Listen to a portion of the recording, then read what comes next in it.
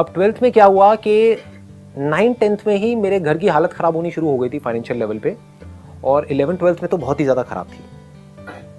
तो 12th में कहीं ना कहीं मेरे ऊपर एक प्रेशर भी था कि मेरे को जल्दी से जल्दी कुछ करना है, as far as making money is concern. पैसा भी कमाना है और जल्दी से अपने आप को कुछ करना है। अब ये नहीं पता था क्या करना है क्या नहीं। तो 12th में जो मैंने पहला काम किया वो था कि 12th से निकलते ही मैंने एक हेल्पलाइन खोली थी। अब ये आप लोगों को पता नहीं होगा किसी को भी, क्योंकि मैंने इस सब के बारे में बात नहीं करी, और मैं कोशिश करूँगा वही पॉइंट्स यहाँ पर टच करने की जो किसी को पता नहीं है अभी, जो मैंने किया नहीं। तो मैंने पैम्फलेट छपवाए 2500 रुपये के, उसमें था what to do after 10+2 question mark. और वो एक हेल्पलाइन थी कि अगर आपने अभी 12th पास करी है और आप जानना चाहते हैं आगे क्या करियर चूज करना है तो आप यहाँ पे फ़ोन कर सकते हैं। मैंने अपने घर का लैंडलाइन नंबर दिया था, और आप पूछ सकते हैं सर से कि संदीप सर से कि हमें क्या करना चाहिए। और वो संदीप सर कौन है? वो खुद 12th पास है। तो मैंने क्या किया था, इस तरह की जो और हेल्पलाइंस थी या जो और करियर काउंसलर्स थे वहां पर गया, क्योंकि जुगाड़ू तो मैं शुरू से ही रहा हूँ। तो वहां पर गया, उनसे जा करके सारी इंफॉर्मेशन ले ली, वो लिख लिया, सारा बना लिया, अच्छे से रट लिया। तो कोई भी फोन आता था तो बड़े कॉन्फिडेंस से बात करता था। लेकिन कई बार हो जाता था वो एंड में पूछते थे, सर आपने क्या किया, आपको इतनी नॉलेज है? मैंने कभी 12th के एग्जाम दी है जी। उसके बाद बड़ी गालियां पड़ती थी, क्योंकि मैं झूठ नहीं बोल सकता। मतलब अगर कोई पूछेगा तो मेरे को सच बोलना है, घुमा फिरा करके नहीं, सीधा बोल देता था। लेकिन हुआ क्या, यहाँ पे 2500 रुपये मैंने लगाए थे। इसका बिजनेस मॉडल मेरा ये था, आइडिया ये था कि यहाँ से मैंने एक इंस्टीट्यूट में टाइप कर लिया। एक इंस्टीट्यूट मैंने ज्वाइन किया था NIS के नाम से, national institute of sales and marketing. अब मुझे पता नहीं वो है या नहीं है। मुझे था कि जल्दी कुछ करना है, मेरे अंदर पेशेंस नहीं है शुरू से ही, पता नहीं क्यों। मतलब जैसे लोगों में होता है ना, बड़ा पेशेंस होता है कि मैं पहले 3-4 साल तक ये पढ़ूंगा, फिर मैं ये करूंगा, फिर मैं ये, मेरा होता है कि नहीं अभी करना है। 12th से निकला हूं, मेरे को ये नहीं था कि अब 3 साल करके फिर MBA करना है, मुझे था कि अभी करना है MBA। तो MBA के इक्विवेलेंट ऐसा क्या है जिसको अभी किया जा सकता है? उस टाइम पे मुझे NIS नजर आया, which was a private institute, but उसका करिकुलम बड़ा इंटरेस्टिंग था। तो मैंने सारा समझा और वहां पे एनरोल कर लिया। तो वहां पे जब मैंने एनरोल किया तो वैसे ही उन्होंने मेरे को आइडिया दिया कि अगर आप किसी को रेफर करते हो तो आपको 20% मिलेगा। तो वहां से हेल्पलाइन वाला आइडिया आया। बहुत सारे फोन आए, बहुत लोगों से बात करी, उसमें से फाइनली एक बंदे ने ज्वाइन कर लिया था। तो वहां से मुझे 4500 रुपये मिले थे, क्योंकि उसने 6 महीने का ज्वाइन किया था। तो 2500 लगाए और 4500 रुपये कमाए। किसने? 18 साल के लड़के ने, जिसने अभी 12th के एग्जाम्स दिए थे। तो ये था मेरा पहला एक्सपीरियंस।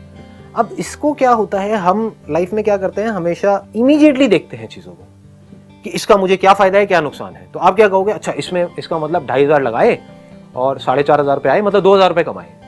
2000 नहीं कमाए, यहां से मैंने एक एक्सपीरियंस कमाया। उस एक्सपीरियंस की क्या वैल्यू है? दैट इज सो प्रेशियस, जिसकी कोई लिमिट ही नहीं है। बात करना आ गया ना लोगों से, कॉन्फिडेंस बढ़ गया ना। सोचो मेरा कॉन्फिडेंस कितना बढ़ गया होगा उस टाइम पे कि 12th में हूं और 12th वालों को ही बता रहा हूं। मतलब एक अलग ही किक आती है ऐसी हरकतें करने में। समझ रहे हो ना? हाँ, तो ऐसी ये चीज हुई थी। ये पहला था एक्सपीरियंस। उसके बाद में मैंने NIS ज्वाइन किया, which was again a great experience, क्योंकि वहां पर क्या खास बात थी, वहां पे सब कुछ प्रैक्टिकल था। मेरा शुरू से इंटरेस्ट इस चीज में रहा है कि I was never interested in a degree और अ डिप्लोमा और व्हाटएवर इट इज। मेरा शुरू से ये था कि कहीं से कुछ प्रैक्टिकल मुझे सीखने को मिले। शुरू से एक सीखने वाला एटीट्यूड रहा है। तो जब मैंने उनका पूरा करिकुलम समझा तो वहाँ पे बहुत सारे role plays, group discussions, presentations, शायद ये सब जो मैं अभी कर रहा हूँ उसमें उसका भी बहुत बड़ा हाथ है, क्योंकि वहाँ पे क्लास के सामने डर डर करके बहुत सारी प्रेजेंटेशंस दी है, रोल प्लेज हुए, ग्रुप डिस्कशंस हुए हैं। तो कहीं ना कहीं वहाँ से भी एक कॉन्फिडेंस आया है। तो वो जो मैंने किया 1 साल तक, वो मेरे को अगेन बहुत हेल्प किया। उसको भी मैंने शायद बीच में छोड़ दिया था। हाँ, शायद नहीं, पक्का बीच में छोड़ दिया था। मतलब मेरा पता नहीं, शुरू से ये रहा है कि मैं कोई भी चीज करता हूं तो उसको पूरा कंप्लीट नहीं करता। 1 साल का था, बाकी सबने पूरा किया, 1 महीना पहले मैंने उसको छोड़ दिया। क्यों छोड़ दिया? मैंने कहा नहीं, मजा नहीं आ रहा। जबकि बाकी सबका एटीट्यूड क्या था, क्योंकि वो सब कर रहे थे डिप्लोमा के लिए कि चलिए यार कंप्लीट करते हैं, कभी फ्यूचर में जॉब करनी पड़ी तो काम आएगा। मेरा ऐसा माइंडसेट था ही नहीं। मैंने कहा मेरे को सीखना था, जो सीख लिया, अब आगे आने वाले 1 महीने में कुछ नहीं है तो 11 महीने में छोड़ दिया। ऐसे ही I was in Kirorimal college, क्योंकि वहाँ पर बहुत ज़्यादा अटेंडेंस का पंगा नहीं था। 2 साल किया अच्छे से, मार्क्स भी ठीक ठाक आए थे। पहले साल में it was around I think 65% something, second year में इट वॉज अगेन अराउंड 60-62%।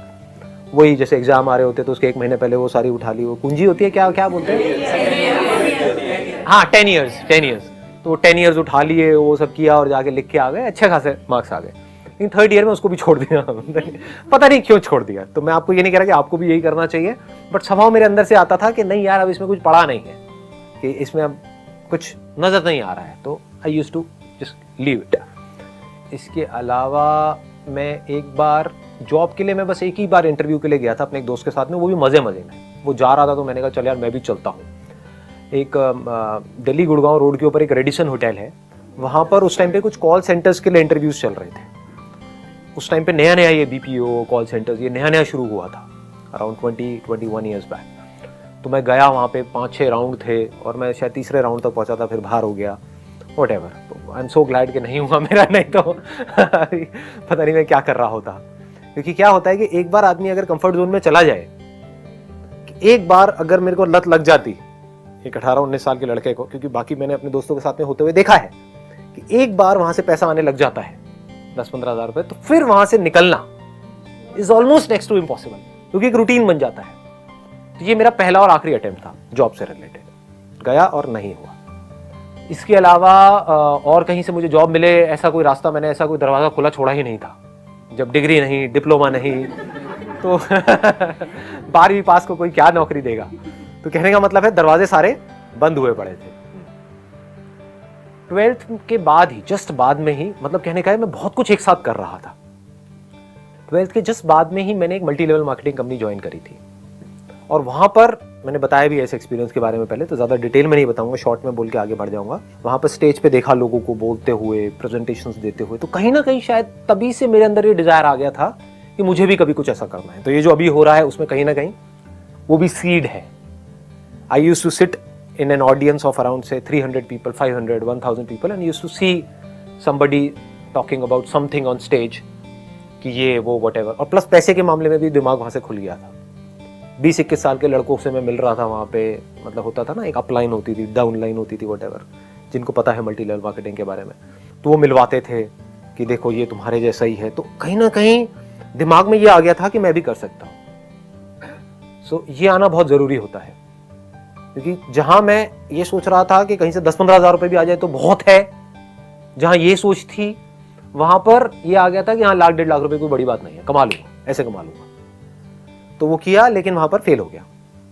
वहां पर एक बंदे को मैंने अपने साथ में ज्वाइन कराया था, उसके बाद में घर वालों ने इधर उधर बड़ी धज्जियां उड़ाई थी कि भाई वhatever, क्योंकि बातें बड़ी बड़ी कर दी थी मैंने ऑलरेडी, और बहुत ज़्यादा बड़े लेवल पर करी थी, स्पेशली अपने रिलेटिव्स के साथ में। जो मतलब यहाँ से मैंने ये सीखा है, और अगर आप मेरे से जानना चाहो तो कभी भी अपने से जो बड़े हैं उनसे ज़्यादा बड़ी बातें मत करो, क्योंकि वो बहुत लेते हैं। उनको आप माँ बहन की गालियाँ दे करके चुप नहीं करा सकते ना, जो रिलेटिव्स हैं, तो वहाँ पर चुप ही रहो।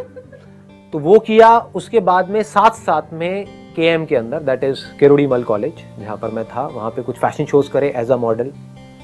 ये KM में साथ में चल रहा था मॉडलिंग का, उधर से मल्टी लेवल मार्केटिंग चल रही थी। मल्टी लेवल मार्केटिंग कंपनी से जब मैं निकला, उसका नाम नहीं बताऊंगा, लेकिन जब उस कंपनी से निकला at the age of 18 years, तो वहाँ पर एक लिक्विड सोप करके एक प्रोडक्ट होता था। तो मेरे माइंड में आया कि यार मैं खुद ही बना दूंगा लिक्विड सोप, क्या बड़ी बात है। मतलब वो 400-500 रुपये का था वो लिक्विड सोप की जो डब्बा था, तो मैंने खुद अपनी एक लिक्विड सोप मैन्युफैक्चर करी in the range of around 10-15 रुपये की रेंज में, जिसकी कॉस्ट मुझे आती थी 5 रुपये के आसपास। तो दिल्ली में एक जगह है घंटाघर करके, तो मैं वहाँ पर गया। वहाँ पर कुछ पाउडर्स होते हैं, कुछ केमिकल्स होते हैं, उनको अगर हम मिलाते हैं और उसमें पानी मिलाते हैं और घोलते हैं तो एक बड़ी अच्छी एक लिक्विड सोप तैयार हो जाती है। तो मुझे लगा कि इसमें इन दोनों प्रोडक्ट्स में फ़र्क ही क्या है, कि वो 400 रुपये का है और ये 10 रुपये का है, इसमें फ़र्क ही क्या है। तो मैंने अपने आसपास में जाकर के बेचना शुरू कर दिया। तो अपने फ्रेंड्स को, रिलेटिव्स को, अपनी गर्लफ्रेंड को वैलेंटाइन डे में फूलों के साथ में लिक्विड सोप बहुत काम आएगी आपकी, फर्श साफ करना इससे अपने घर का आप। तो कहने का मतलब है that was a multipurpose liquid soap. ये मैंने इन्वेंट करी थी, ये जो लिक्विड सोप है उसके कुछ टेस्ट कराए देखने के लिए कि जो मैंने बनाई है लिक्विड सोप और वो जो 400 रुपये वाली उसमें क्या फ़र्क है, कुछ सर्टिफिकेशंस आएंगे ये वो। तो कहने का मतलब बड़ा डीपली इसके अंदर गया, बहुत कुछ किया, बहुत लोगों से मिला करा, लेकिन ये भी फेल हो गया, चला नहीं। इसमें भी मजाक खूब उड़ा, फ्रेंड्स में, रिलेटिव्स में, आ गया लिक्विड सोप वाला, आ गया लिक्विड सोप वाला आ गया। तो लेकिन सीखने को बहुत कुछ मिला। मैंने कोई भी बड़े पंगे नहीं लिए लाइफ, अगर आप ध्यान से मेरी लाइफ को ऑब्जर्व करोगे। बड़े पंगे इन द सेंस कि कोई भी ऐसा पंगा जहां पर के बहुत ज्यादा पैसा इन्वेस्ट कर दिया हो या एकदम से सड़क पे आ जाओ। धीरे धीरे छोटे छोटे पंगे। जो multi level marketing company join करी, वहां पे 4-5 हज़ार रुपए लगे थे, तो that was not a big risk. 2,500 रुपए में पैम्फलेट निकाले थे, व्हाट टू डू आफ्टर 10+2। तो वो भी कोई ज़्यादा मेजर नहीं था। लिक्विड सोप बनाई घंटा घर में जा करके, इसमें भी कोई खास खर्चा नहीं, 500-700 रुपये लगे थे, प्लस बस में आना जाना 10-10 रुपये की टिकट, तो आप अगर लगाओ तो 1000-1500 रुपये उसमें लगे थे। तो कहने का मतलब है छोटे छोटे पंगे लेता चला गया। हाँ, पढ़ाई के लिए क्योंकि मेरे को बहुत ज़्यादा अपनी तरफ अट्रैक्ट कर रहा था NIS का, तो वहाँ पे एक मेजर इन्वेस्टमेंट हुई थी जो मैंने घर वालों से पैसे लिए थे। दैट वाज अराउंड 50,000 जो वो कोर्स किया था, but that was worth it. मतलब वहाँ से जो सीखा प्रैक्टिकली, दैट इज अमेजिंग, जो मुझे आज पता है कि वो क्या है, उसकी जो वैल्यू है।